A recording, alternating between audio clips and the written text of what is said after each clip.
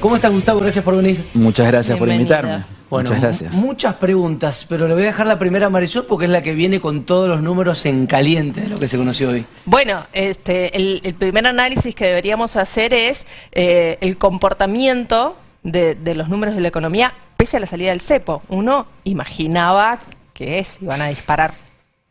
Sí, sin duda el dato es muy bueno, la inflación es enorme, digamos, sí. Casi 3%, es enorme. Veníamos de un casi 4 y encima salimos del cepo. Bueno, pasaron varias cosas. Salió bien lo del cepo. Además, digamos, algunos bienes que, acuérdate, salieron del cepo y el dólar se estabilizó al principio cerca de 1.200. Después empezó a bajar, entonces muchos que habían tomado como referencia ese dólar de 1.200 empezaron a ir para atrás. Eso ayudó bastante.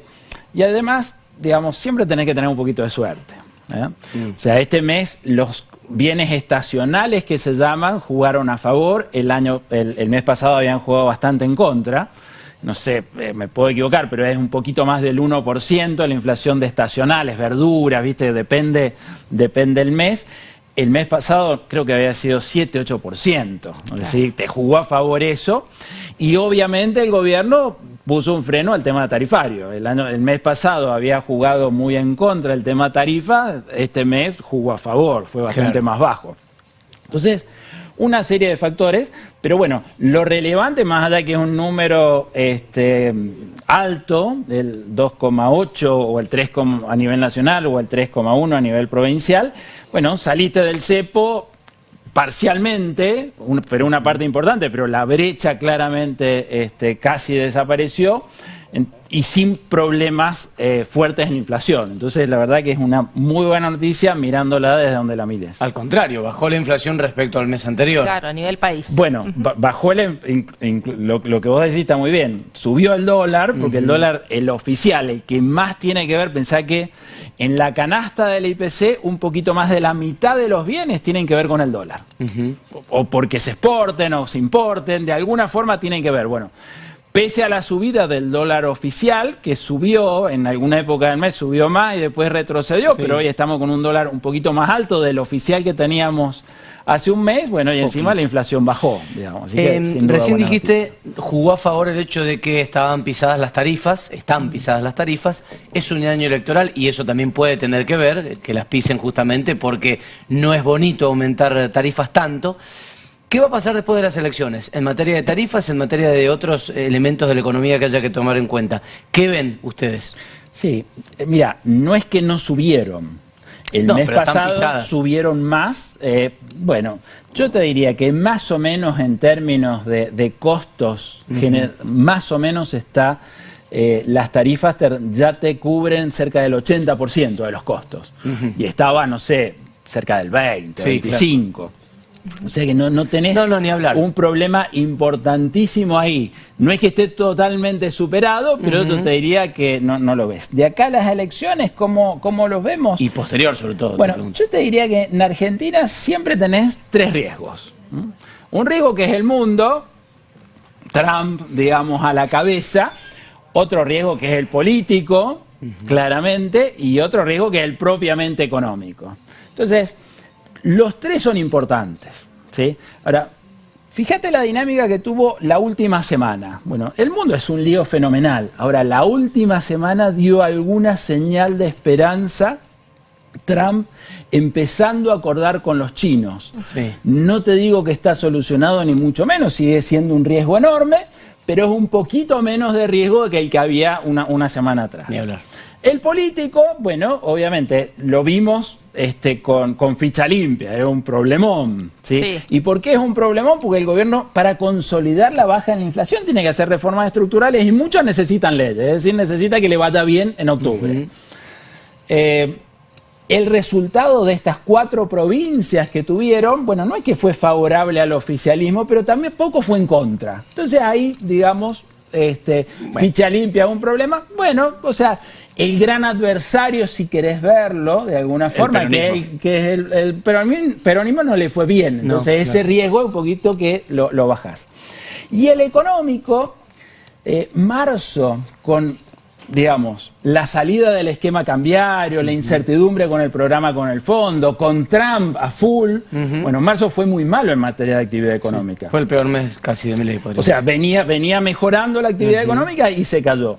Los poquitos datos que hay en octubre, que hay de abril, muestran que de nuevo empieza a mejorar. Claro. Por supuesto, muy dispar. O sea, sectores que le va bien, sectores que le va mal, pero un indicador, no sé, ¿viste? La construcción siempre es como que se adelanta. Bueno, venía recuperando lentamente, marzo fue malo y abril los pocos indicadores que hay otra vez empieza a levantar. Entonces, yo te diría, ¿qué es lo que uno esperaría de acá a fin de año? Bueno, si no hay sorpresas en el mundo malas y, digamos, empieza a calmar un poquito, uno debería ver que sigue bajando la inflación. Podríamos llegar con una inflación bastante más baja que la que hoy tenemos, o sea, cercana al 1% a fin de año, puede ser, es posible. Y el nivel de actividad económica este año se va a crecer. Fíjate, si se congelara la actividad económica, ya verías por arrastre estadístico, esto por medir el promedio de un año contra el promedio del otro año, ya tenés 4% arriba. Bueno, pero contra un año malo. Claro, contra un año muy bueno, malo. ok, pero vas a crecer, ¿sí? O vas a recuperar. Y la expectativa es que, de nuevo, va a seguir traccionando, entonces podría estar entre 5 y 6%. Bien. No es crecimiento, es recuperación de parte de todo lo que has perdido. Tal cual. Bueno, en base a los 3 elementos que mencionó, tendremos que seguir charlando permanentemente, todo es muy dinámico, lo político, lo mundial, lo económico.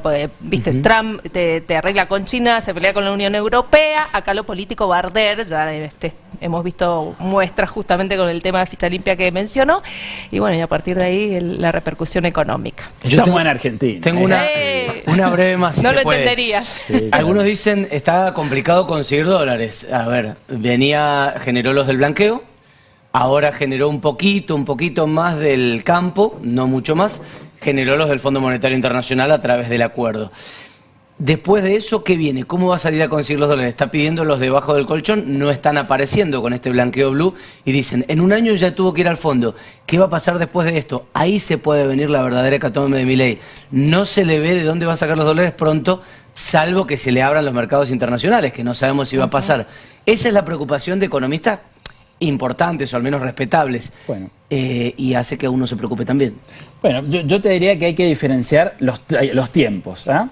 Para que el programa del fondo ande, Argentina tiene que volver a los mercados internacionales. Está claro. Bien. Y te lo digo, es muy simple. Si no te da el esquema Tiene Macri. muchísima deuda y no la puede pagar siempre con reservas, como lo ha venido haciendo. Exacto. O sea, ¿eso implica que este año, principio del año que viene, necesitemos dólares? ¿Le faltan dólares? No. La respuesta es contundente. El Banco Central tiene suficientes dólares. ¿Cuánto tiene? Bueno, cerca de 38.000 millones de dólares, que es más de la cantidad de dinero que hay. ¿Te acordás la conversión? De la cantidad de pesos. Sí. De la cantidad de pesos que hay. O sea que podría recomprar los pesos que tiene. O sea que el Banco Central, por supuesto, después del acuerdo, en ese sentido el acuerdo vino muy bien, pues imagínate. Crisis mundial, si vos no tenés nada de reservas, digamos, es un problemón. Entonces ahí tenés. Y vencimientos, la verdad que no tiene grandes vencimientos. De acá a fin de año no tiene grandes vencimientos. No, tiene un vencimiento ahora de un bono. Que son 4 y pico, 4.000 que y son pico. 4.500 y después tiene el Bopreal a fin de año. O sea, no es una cifra enorme. Entonces yo te diría, por supuesto que necesita dólares, pero en el corto plazo yo te diría no vería algún estrés importante. Lo que sí es verdad que la meta con el fondo le exige aumentar la cantidad de dólares al Banco Central. Entonces, ahí sí, pero no es una necesidad de mercado, es para cumplir con el fondo y es una meta indicativa. ¿Qué quiere decir indicativa? Que si no la cumplís no es que se te cae, pero es como que te dan un tirón de orejas. Y ¿Ok? sí, bien. Bien, bueno, Gustavo, iremos viendo qué es lo que sucede. Por lo pronto el gobierno celebró el número, lo atribuyó a la salida del cepo y al ajuste fiscal y, bueno, imagino que también continuará con el mismo plan, ¿no?, de motosierra. Bueno, esa es la única forma que tenés para bajar los impuestos. En esas cosas claramente tienen toda la razón. La única forma que tenés para bajar los impuestos es bajar el gasto, si no es imposible. Como venías como un desequilibrio muy grande, han bajado y ahora están más o menos equilibrado. Pero bueno, obviamente falta muchísimo. Gracias, Gustavo. Gracias. Muchas gracias a ustedes. Gustavo Reyes, economista.